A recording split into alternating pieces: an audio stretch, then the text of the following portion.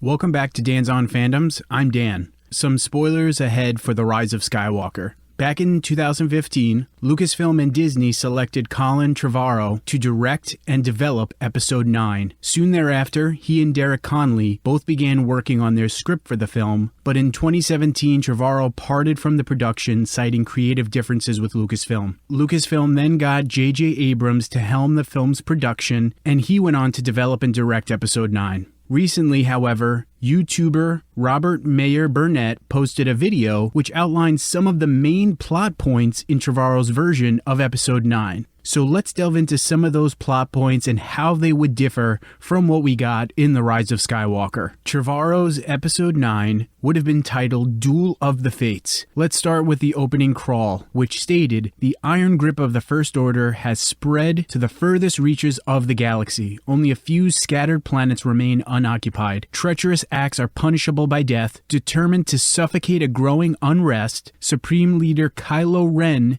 has silenced all communication between neighboring systems. Led by General Leia Organa, the Resistance has planned a secret mission to prevent their annihilation and forge a path to freedom." So based on this opening crawl, we could see that Trevorrow's Episode 9 would have been picking up right where The Last Jedi left off at. Trevorrow would have shown that Luke Skywalker's sacrifice, along with the acts of the Resistance, had indeed been the spark that ignited a fire. The First Order would have had to suppress dissent across the galaxy, which would have been inspired by Luke Skywalker's sacrifice. From there, the opening sequence would have seen Rey, Poe, Finn, Rose, Tico, and BB-8 stealing a Star Destroyer with a large cache of First Order weapons. As Rose and Finn's story progressed, aided by the help of R2-D2 and C-3PO, they would have ventured to Coruscant in an attempt to ignite an ancient beacon in the old Jedi Temple, which would have acted as a call to arms to try to bring more people to the Resistance cause. However, they eventually wound up getting caught, leading to Rose being interrogated by General Hux. Finn, on the other hand, he would have led an uprising of defecting stormtroopers in a ground battle on the streets of Coruscant. All of this culminating in Finn and Rose leading a group of Force-sensitive youth to a remote planet where Rey would be waiting to train the next generation of Jedi, which our boy, Broom Boy, aka Tamari Blag, would have been one of those Force-sensitive youth. As for Rey and Kylo, well, their story arcs would have been quite different from what we got in The Rise of Skywalker. For starters, Emperor Palpatine would not have appeared at all in the film. At the onset of Trevorrow's Episode 9, Kylo Ren would have ventured to Vader's castle on Mustafar. While there, Kylo is met by the Force ghost of Luke Skywalker and even winds up having a Force vision of sorts where he fights Darth Vader just as Luke did during his Force vision on Dagobah in The Empire Strikes Back.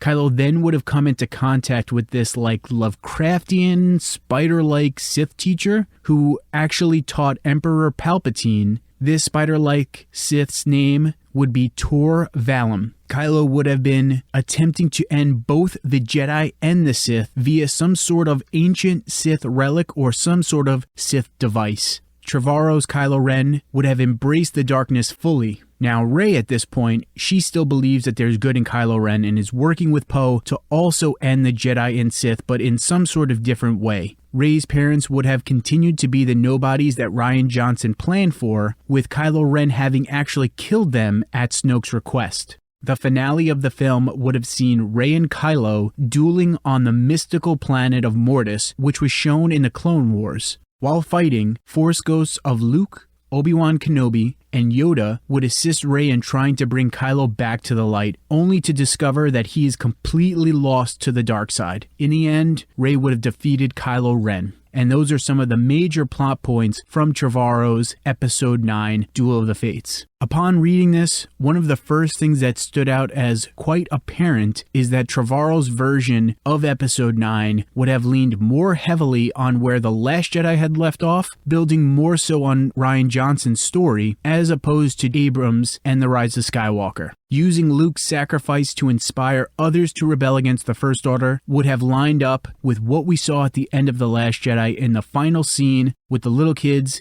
and Broom Boy talking about the legendary Luke Skywalker and his sacrifice, and would have made Luke's sacrifice that much more meaningful. Additionally, Rey's parents would have continued to be nobodies, which is something that I really wish would have continued to be the case. I was totally cool with Emperor Palpatine coming back in The Rise of Skywalker, but was it really necessary to make Rey Palpatine's granddaughter? Aside from the fact that there have been no indications whatsoever that Palpatine had any kind of emotional or physical relationships with anyone, that part of The Rise of Skywalker felt like it was added in an attempt to appease those that didn't like that Rey's parents were nobodies and that her strength in the Force wasn't tied to any particular family name. Also, Rose Tico seems like she would have had a much bigger presence in Trevorrow's version of Episode 9, whereas JJ sidelined her, which again totally felt like JJ and Lucasfilm appeasing the side of the fan base that was very vocal in their disdain for Rose. We essentially got Finn leading First Order defectors in The Rise of Skywalker, with him teaming up with Janna and her crew, so that's a wash to me.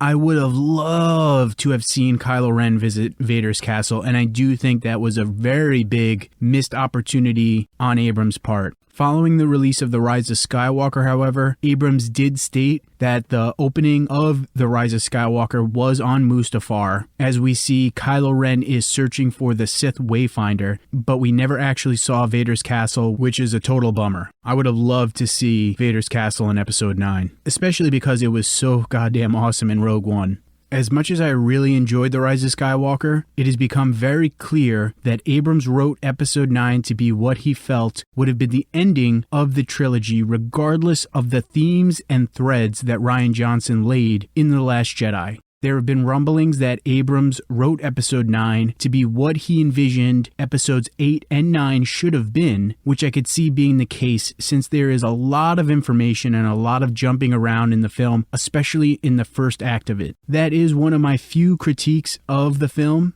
and I know that's been a critique of a large portion of the fan base, is that the first act or two feels somewhat disjointed and it's all over the place.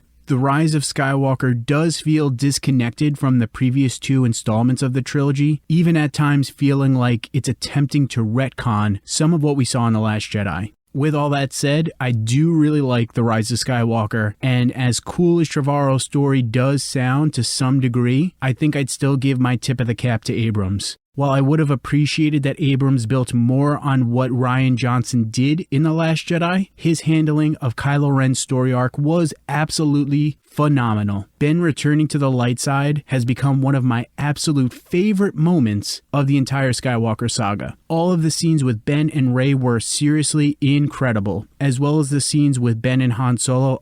Totally pulled at my heartstrings, man. As much as I didn't appreciate Rose being sidelined, Palpatine being Rey's grandfather, and that there does feel to be moments where Abrams is retconning or walking back on some of what Rian Johnson built in The Last Jedi, it's still a pretty good movie, man, I gotta say. But with all that said, what do you guys think of this apparent script? Was there anything from Trevorrow's script you liked or didn't like? Would you have liked anything from Trevorrow's script to have been included in The Rise of Skywalker? Let me know. If you enjoyed this video, please like and subscribe. Follow Dan's on Fandoms on Instagram, Twitter, Facebook, and Tumblr, all at Dan's on Fandoms. Thanks so much, guys, for watching, and stay nerdy.